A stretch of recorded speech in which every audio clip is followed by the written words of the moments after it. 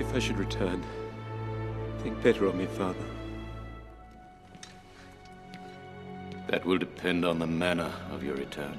Welcome to Watch Mojo. And today we're counting down our picks for the top 10 times bad movie parents got what they deserved. This illness, this closeness to death, has had a profound effect on me. I feel like a different person. I really do. Dad, you were never dying. For this list, we'll be looking at instances when cruel and/or irresponsible movie parents received a well-deserved comeuppance. We won't be counting horror. We're also discussing some major plot details, so yeah, spoiler warning is in place. Which bad movie parents did you most enjoy seeing receive karma? Let us know in the comments. Number 10. Mother Gothel, Tangled. It's bad enough to see a parent mistreat a child, but it's even worse when the child has no idea they're being mistreated. Why can't I go outside? The outside world is a dangerous place, filled with horrible, selfish people. You must stay here, where you're safe. That's a prominent theme in Disney's adaptation of the Rapunzel fairy tale. Actually, it's more accurate to call Mother Gothel a kidnapper than a parent. The wicked Gothel kidnapped Rapunzel as a baby, as the princess's hair held the healing power that allowed Gothel to retain her youthful appearance. You want me to be the bad guy? Fine. Now I'm the bad guy. After 18 years of captivity, Rapunzel finally sees her so-called mother for who she really is. I am the lost princess, aren't I? Did I mumble, Mother? Or should I even call you that? And Mother Gothel's hubris and cruelty are shown to be no match for nobility and sacrifice. Here's someone who didn't know the meaning of aging gracefully.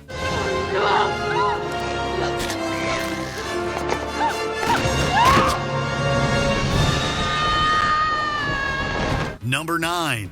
Fiona, A Cinderella Story. When a movie is called A Cinderella Story, you expect some well-earned retribution for a certain stepmother. Listen, Sam.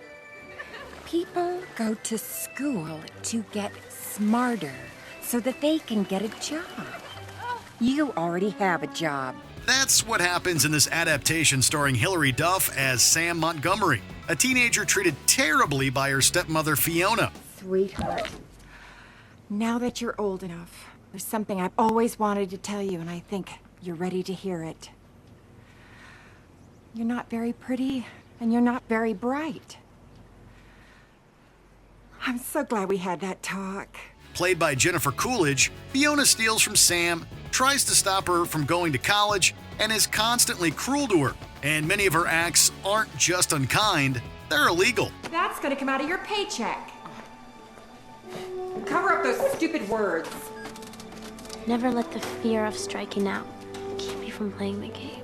So it's no surprise when the police arrive to arrest Fiona for things like child labor law violations. I'm afraid you're gonna have to come downtown with me, man. Well, that hidden will stated that the house, the diner, and everything belonged to me. She and her daughters managed to avoid serving time by working at the diner that rightfully belonged to Sam. Compared to prison, that honestly doesn't sound too bad. Number 8. Jim Court, Say Anything.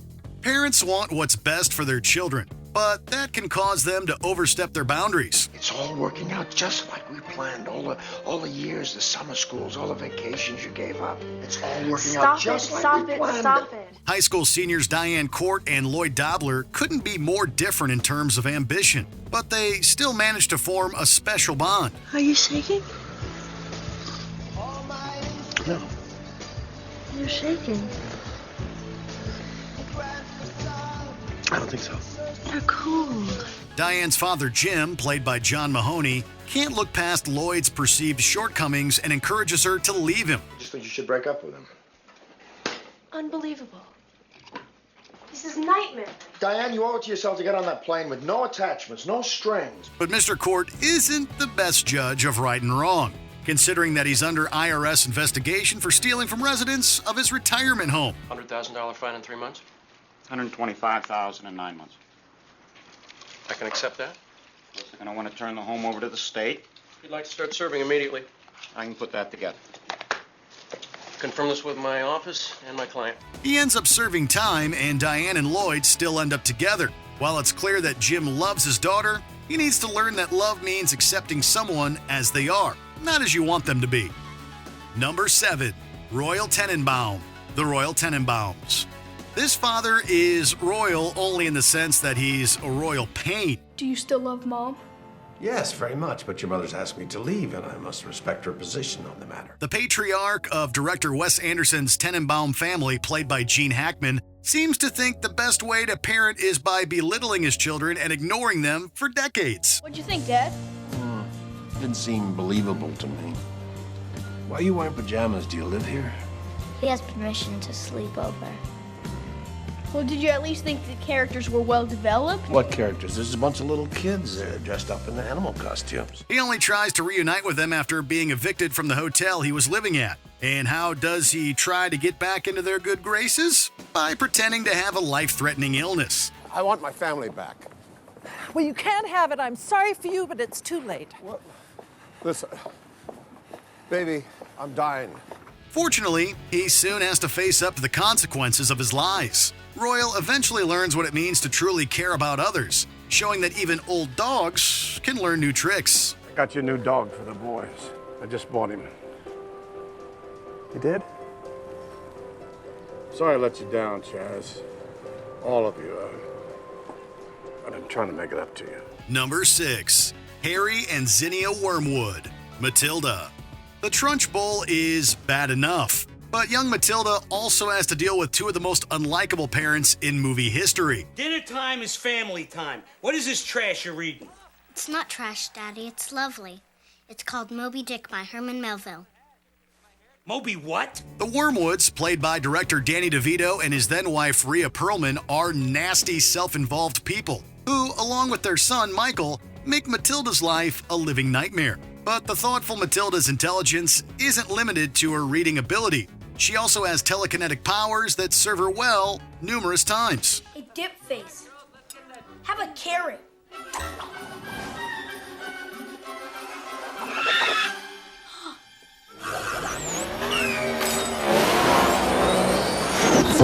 The movie ends with Matilda's family fleeing the country to avoid legal prosecution and Matilda being adopted by the sweet Miss Honey. Who knows what Matilda will be capable of in an actually supportive household? The happiest part of the story is that Matilda and Miss Honey each got what they had always wanted.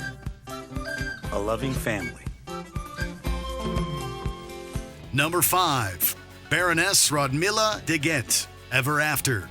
You can't have a Cinderella story without a wicked stepmother, and Rodmilla de Ghent certainly qualifies. You are the only mother I have ever known. Was there a time, even in its smallest measurement, that you loved me at all? How can anyone love a pebble in their shoe? Played by Angelica Houston, Rodmilla is incredibly vain and cruel, tormenting Danielle and showing favors to her daughters. But it's her dishonesty that proves to be her downfall. Did you, or did you not, lie to Her Majesty the Queen of France? Choose your words wisely, madame, for they may be your last. After it's discovered she lied about Danielle's marital status, she loses her rank and risks banishment. But thanks to Danielle's intervention, she gets to stay home, albeit with a much less glamorous lifestyle. True to its title and fairy tale origins, this story ends happily ever after. It just depends on who you ask. How dare you speak to me that way? I am of noble blood. And you are getting on my nerves. Number 4. Denethor, The Lord of the Rings, The Return of the King. While J.R.R. Tolkien painted Denethor as a wise but tragic figure, Peter Jackson portrayed him as selfish and cowardly. Authority is not given to you to deny the return of the king, steward. The rule of Gondor is mine, and no others. After Sauron captures the city of Osgiliath, Denethor sends his son, Faramir, on a hopeless quest to retake it. Osgiliath must be retaken. My lord, Osgiliath is overrun. Much must be risked in war. And when his son returns badly injured, he's convinced he's dead and nearly gets them both killed.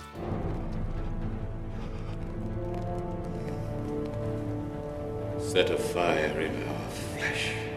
Soon enough, Denethor's delusions lead to his demise. His issues stemmed partly from his grief over the death of his eldest son, Boromir, which seemed to only increase his callous treatment of Faramir. You wish now that our places had been exchanged.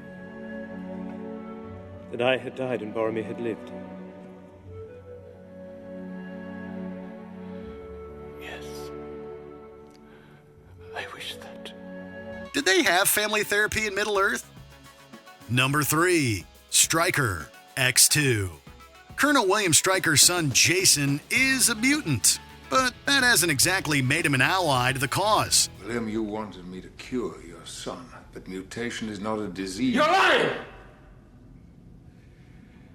You were more frightened of him than I was. After not being able to cure Jason of his condition, Stryker had him lobotomized and forced to live under his control. This was used for severely unethical purposes, namely to wipe out mutants, including Wolverine, who he had previously experimented on. People don't change, Wolverine. You were an animal then, you're an animal now. I just gave you claws. But Stryker is defeated when the dam literally bursts. His deep-seated hatred for mutants stems from the loss of his wife at the hands of his son. But Stryker still could have realized that his prejudiced beliefs weren't the truth. One day, someone will finish what I've started, Wolverine! One day! Number 2. King Stefan, Maleficent. In Disney's Sleeping Beauty, King Stefan is portrayed as a noble ruler who has to make a terrible sacrifice to protect his newborn daughter. Seize that creature! Stand back, you fool!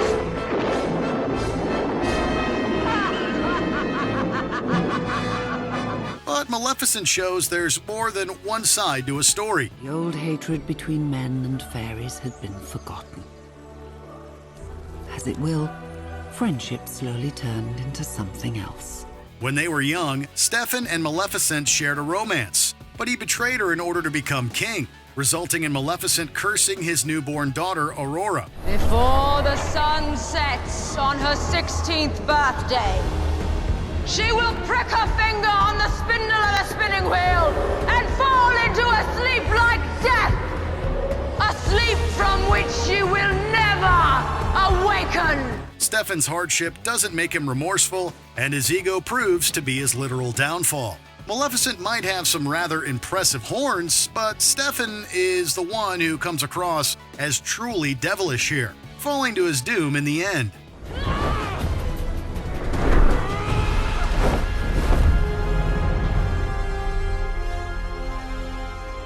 Before we continue, be sure to subscribe to our channel and ring the bell to get notified about our latest videos. You have the option to be notified for occasional videos or all of them. If you're on your phone, make sure you go into your settings and switch on notifications.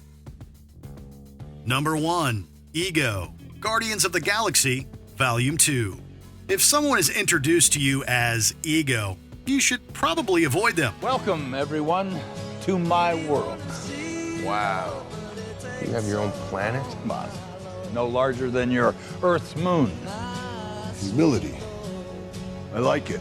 However, it's a little more complicated when that someone is your father, and it's a lot more complicated when he's a living planet projecting itself as a humanoid. True to his name, Ego, father of Peter Quill, holds himself in unreasonably high esteem, wanting to make it so that he's the only being in existence throughout the universe. I need to fulfill life's one true purpose.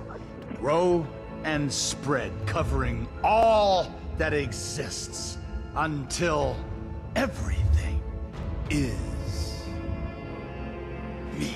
And he goes as far as killing his other children and Peter's mother, Meredith, to accomplish his selfish goal. Did what I had to do. But it broke my heart to put that tumor in her head.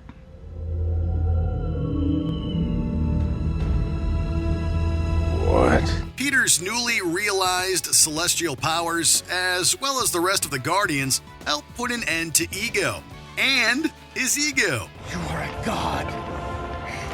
If you kill me, you'll be just like everybody else. What's so wrong with that? He's definitely not the universe's greatest dad. Do you agree with our picks? Check out this other recent clip from WatchMojo, and be sure to subscribe and ring the bell to be notified about our latest videos.